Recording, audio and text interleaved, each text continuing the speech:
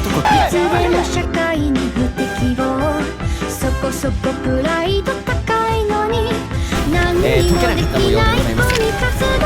とっくに夢から覚めたのに、いつまでぼんやり生きてるの。